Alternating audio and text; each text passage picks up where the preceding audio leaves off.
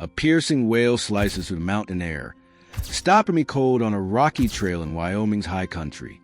It's late spring, the sun warm on my face, but that sound sends a shiver down my spine. I'm here to photograph bighorn sheep for a wildlife journal, my camera heavy around my neck. But this isn't a sheep. It's raw, desperate, like something fighting for its life. I scramble toward the noise, my boots kicking up dust, until I reach a jagged gorge. My breath catches. A snow leopard, its pale fur streaked with mud, is locked in a deadly wrestle with a massive python. The snake's coils, thick as a tree branch, shimmer in the light as they tighten. This doesn't make sense. Pythons don't belong in these mountains, and snow leopards are ghosts around here. My hands fumble for my camera, heart racing. I need to capture this, to show someone, anyone. But as I lift it, my foot slips on a loose rock, and the camera smacks against a boulder. The shutter jams, the screen cracked. I mutter a curse, my chest tight with frustration. This isn't just about a photo. It's about Claire, my wife, gone a year now. She'd spend hours watching documentaries about big cats, her sketchbook full of their graceful lines. She always said they were fighters, like her. Cancer proved her wrong, and I've been chasing her shadow in these mountains ever since. The leopard's eyes, wide and frantic, hit me like a punch. It's begging for help, and I'm frozen. I'm no rescuer, just a guy with a busted camera and a heart full of regrets. But I can't walk away. The leopard's claws scrape weakly at the python, its growls fading. I take a shaky step closer, pebbles crunching underfoot, when I hear another sound, quick, heavy footsteps. A woman in a ranger's jacket strides up, her face taut with focus. She's maybe 40, with a braid of dark hair and a walkie-talkie clipped to her belt. Her name tag says Emily. She spots the gorge and stops dead. Holy hell, she breathes. What is this? I shake my head, my voice rough. Snow leopard and a python. It's bad. Emily's already on her walkie, her tone sharp. Base, this is Ranger Emily Holt. Got a predator situation at Raven's Gorge. Send backup, now. She glances at me, her eyes quick and assessing. You a hiker? Photographer? I say, gesturing to my broken camera. James. She gives a curt nod. All right, James. Stay close. We need to sort this out. We edge toward the gorge's rim. The drop may be 15 feet to where the animals are tangled. The leopard struggling less now. Its breath shallow, like it's running out of fight. The python's coils shift, squeezing tighter, and I wince, feeling the weight of it. Claire's voice cuts through my thoughts. Say what you can, James. She said it once, nursing a bird with a broken wing. I clench, my jaw torn. I want to climb down, do something, but that snake's a giant, and I'm out of my depth.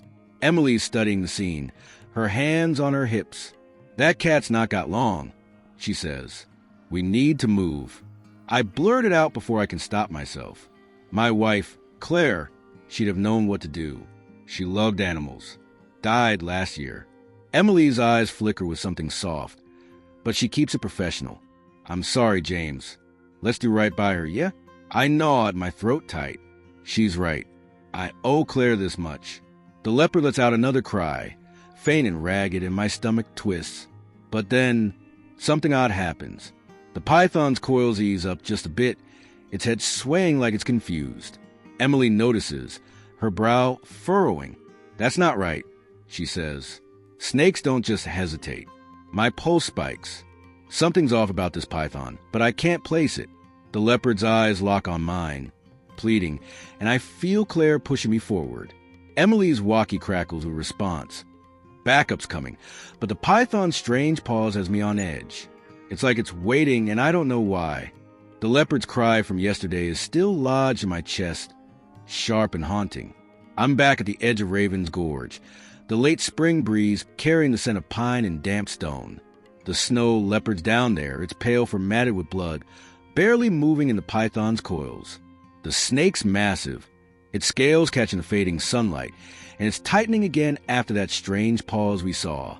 My broken camera is useless now, lying in the dirt where I dropped it. Emily, the ranger, stands beside me, her braids swinging as she scans a gorge. My heart's racing, and Claire's voice keeps pushing me. Say what you can, James. She'd say it with that quiet fire, sketching animals by our cabin window.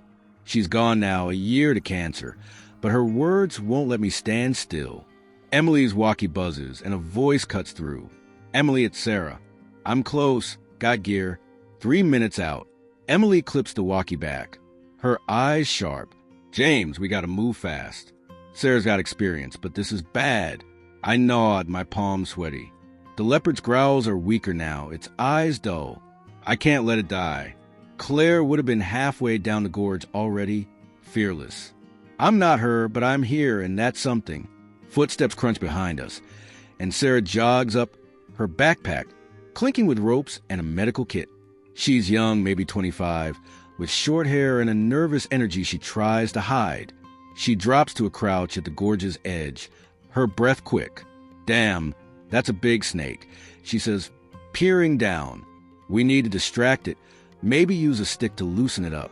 Emily points to a steep trail snaking into the gorge. It's tight, but we can get close. My stomach lurches. That python's huge. Its coils like iron bands. One slip, and we're done. We start down the trail, rocks sliding under my boots. The leopard lets out a faint whimper, and my throat tightens. It's still fighting, barely. I glance at the python, its body still except for the slow flick of its tongue. That's when I spot it, a rough scar along its flank, uneven, like it was cut by something man-made, maybe a harness. I nudge Sarah, pointing. That scar is not natural. Wild snakes don't have those. She leans closer, her eyes narrowing. Yeah, she says, her voice low. Looks like it was tied up once. Maybe a long time ago. Emily's ahead, her boots steady on the path. Keep moving, she calls. That cat's fading fast. I follow, my heart pounding. Sarah's gripping a long stick, her knuckles pale. The leopard's breaths are so shallow I can barely see them. I can't help it.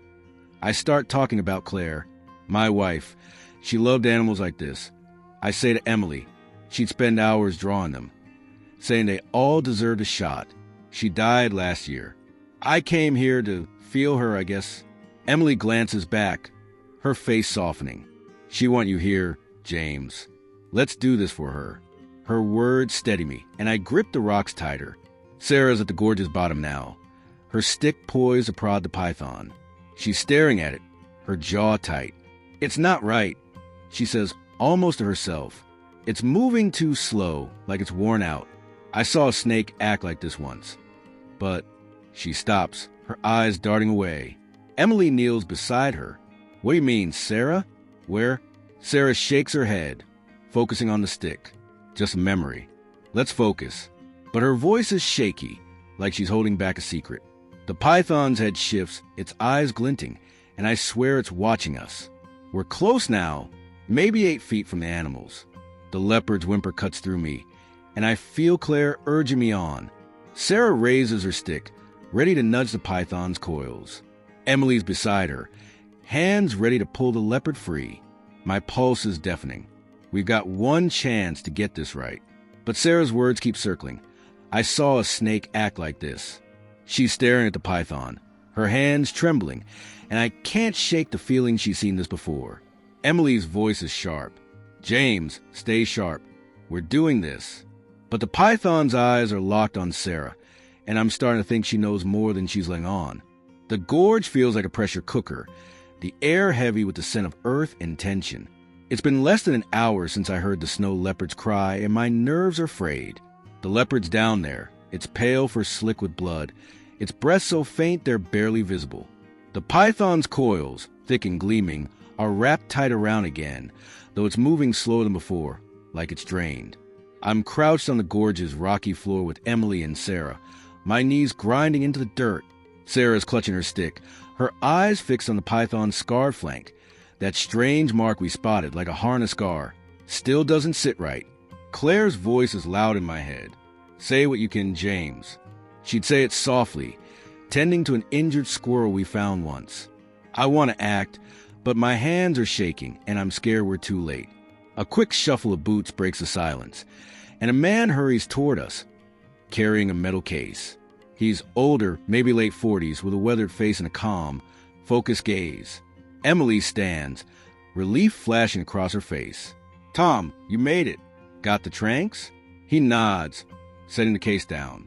"Tom, vet," he says, glancing at me. "You must be James." I nod, my throat tight. He flips open the case, revealing vials and syringes. "Enough to sedate both," he says, "but it's risky. Wrong dose, and we could lose them." Emily's all focus. "What's the call, Tom?" He kneels, studying the animals. "Snake first, to loosen its grip. Then we get the cat out. Fast." Sarah's voice is tense. "Is that safe?" "That python's huge. What if the trank messes it up?" Tom's jaw tightens, but he stays calm. "It's our best shot, Sarah. That leopard's got minutes." I look at the cat, its eyes half shut, and my chest aches. Claire's words come back, from a day we spent watching deer by the river. "Every life's worth fighting for, James. She fought cancer for 2 years, and I couldn't save her. But this leopard, I have to try." I speak up, my voice rough. "We've got to do it. My wife, Claire, she believed in saving animals. She wants us to give this cat a chance." Emily glances at me, her braid swinging. "All right, James. For her." Tom's prepping a syringe, his hands steady. "Keep your voices low," he says. Snakes sense vibrations. They react to sound. As if it heard him, the python's head shifts, its tongue flicking slowly. My pulse spikes. It's like it's listening. Sarah's grip on her stick tightens, her eyes locked on the snake. "It's too sluggish," she says, almost under her breath, like it's been through something. I saw a snake act this way once, but she trails off, her face tight. Emily leans closer. "Sarah, we mean, where'd you see it?" Sarah shakes her head, focusing on the stick. "Just focus, okay?" But her voice wavers, like she's holding something back. We're maybe 6 feet from the animals now, the gorge's walls looming around us. The leopard's barely moving, its claws twitching weakly. Emily's beside Sarah, ready to help. Tom's lining up the syringe, his eyes narrowed. "I'll hit the snake side," he says. "Sarah, be ready to nudge it. James, help Emily with the cat once it's loose." I nod, my heart hammering. I keep seeing Claire, her sketchbook open, her smile as she drew a fox. I'm not her, but I'm here. The python's head sways again, and I swear it's tracking Tom's voice, its eyes glinting in the fading light. Sarah's stick is raised, her hands trembling. "Wait," she says, her voice low. "What if the trank makes it worse? What if it hurts them?" Tom's calm cracks for a second. "We're out of time, Sarah. That cat's fading." The leopard lets out a sound then, a low, broken moan that cuts through me. It's not just pain. It's like it's pleading, its eyes flickering toward us. My throat closes up, and I feel Claire's hand on my shoulder, urging me forward. Emily's voice is sharp. "James, stay with us. We're doing this." Tom's syringe is ready, the needle catching the light. The leopard's moan echoes, and I know we got seconds left. But the python's still watching, its strange behavior making my skin crawl, like it's waiting for us to make a move. The leopard's faint moan still echoes in my head, urging us to move. The gorge is a tight, dusty trap, its rocky walls baking under the late spring sun. The snow leopard's barely hanging on, its pale fur streaked with dirt and blood, its breast shallow in the python's coils. The snake, massive and gleaming, tightens its grip again, though its movements seem heavy, almost reluctant. I'm crouched low with Emily and Sarah, my heart pounding. Sarah's clutching her stick, ready to prod the python, while Tom, the vet, holds a syringe, his weathered face set with focus. Claire's voice cuts through my fear. "Every life's worth fighting for, James." She said it once, patching up a rabbit we found by the road. I failed her, but I won't let this cat down. Tom's voice is calm but firm. "I'm hitting the snake side." "Sarah, nudge it when it loosens." "Emily, James, get the leopard out fast." I nod, my hands clammy. The gorge feels smaller, the air thick with tension. Sarah's eyes are locked on the python's scar flank. That harness-like mark we saw keeps nagging at me. Something's off about this snake, and I can tell Sarah's thinking it too. But there's no time to dig deeper. The leopard's eyes are dim, its chest barely moving. Tom leans in, syringe ready, and I hold my breath. The python's head sways, its tongue flicking lazily, but it doesn't lash out. "Go," Tom says, and he plunges the needle into the snake's thick scales. The python jerks, its coil slackening just enough. My pulse surges. It's working. Sarah moves quick, sliding her stick under a coil, prying gently. "Easy," she whispers, her voice tight. Emily's beside her, tugging at another coil, her boots scraping the rocks. I jump in, grabbing the leopard's hindquarters, careful not to jostle it. Its fur is warm but limp, and my stomach twists, afraid we're too late. The python's grip loosens more, and with a final heave, Sarah and Emily free the leopard. It slumps to the ground, its side shuddering. I kneel beside it, my fingers searching for a pulse. It's weak, but it's there. "It's alive," I say, my voice breaking. Emily lets out a shaky breath, her braids swinging as she nods. "Nice work, everyone." Tom still by the python, checking its sluggish movements. "It's down," he says, "but we need to move. This won't hold long." Sarah's wrapping the leopard's wounds with bandages, her hands steady despite the tension. The cat's breathing evens out, its eyes flickering open. I touch its head, relief flooding me. Claire would have been right here, sketching this moment. I'm about to speak when Tom calls out, his tone sharp. "Hold up, look at this." He's tracing his fingers along the python scales, near that scar. I lean closer and my breath catches. There's a mark etched into its skin, a small, worn code, like a serial number. "That's no natural mark," I say, my voice low. "It's a tattoo." Emily's jaw drops. "Like from a collection?" Sarah glances over, her face tightening, but she stays quiet, focusing on the leopard. I catch her eye, but she looks away fast. She knew something about this snake before, and now she's silent. Tom frowns, his fingers still on the tattoo. "This python was kept somewhere," he says. "That's a tracking code, like on captive animals." My mind spins. Pythons don't roam Wyoming. Someone brought it here, but why? The leopard stirs, letting out a soft growl, and I feel a rush of joy mixed with unease. We saved it, but this tattoo changes everything. Emily's on her walkie, calling for a transport crew. "We'll get them to the rehab center," she says, her voice edged with urgency. Sarah's bandaging the leopard, her movements careful. I look at her, wondering what she's not saying. Tom stands, wiping his hands. "We did good," he says, but then he looks at the python, his eyes hard. "This snake didn't wander here. Someone set it loose." My chest tightens. The leopard's safe, but his words hang heavy. Who would do this? We start lifting the leopard up the trail, its weight heavy but alive. Sarah's beside me, her hands gentle. Emily leads away, her step sure. Tom's behind, watching the sedated python. The sun's dropping, casting long shadows. I feel Claire's presence, like she's nodding, but Tom's words keep circling. Someone set it loose. I glance at the python's tattoo, faint in the dim light, and I know this mystery's far from over.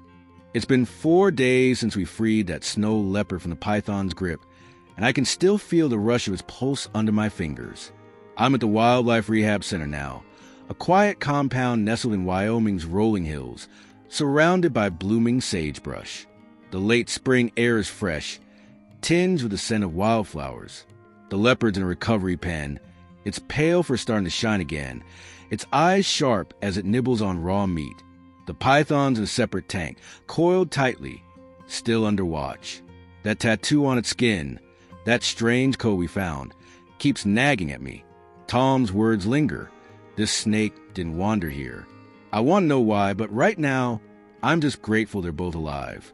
I'm hauling bags of feed into the center, the work grounding me. Claire would have been in her element here, sketching every animal, her laugh filling the air. She's been gone a year, but helping out feels like keeping her close. I've started volunteering at a nearby animal shelter too, in her name, feeding strays, cleaning kennels. It's small, but it's something. It's what she'd have done, always fighting for the underdog. I named a donation fund after her, to help more rescues. It's a start. Emily's at the center today, checking the leopard's chart. Her ranger jacket's dusty, her braid tucked under a cap. She spots me and smiles. "James, you're sticking around." "Huh?" I set down a bag, shrugging. "Trying to make a difference, you know?" She nods, her eyes warm. "You did good in that gorge. That cat's got you to thank." Her words hit me hard, and I manage a nod. Claire would have loved hearing that. Sarah's in the next room, tending to an injured owl, her hands gentle but quick. She's been quieter since the rescue, especially about the python. I catch her later, wiping down a table. "Sarah, you holding up?" I ask. "You seem tense out there." She pauses, her eyes flicking to floor. "I'm fine," she says. "Just reminded me of a job I did a while back. A snake got out, caused chaos."